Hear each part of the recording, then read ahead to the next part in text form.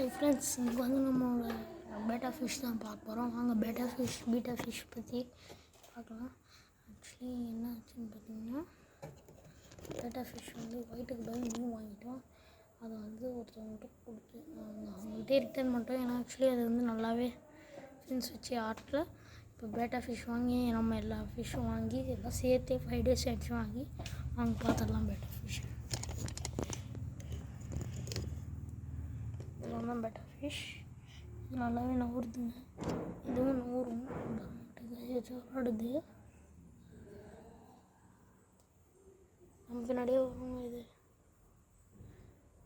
பார்த்தீங்கன்னா பேட்டா fish bleeding video சீக்கிரத்துலேயே வந்துடும். இந்த பாருங்கள் பபுள்னஸ் கட்டியிருக்கு.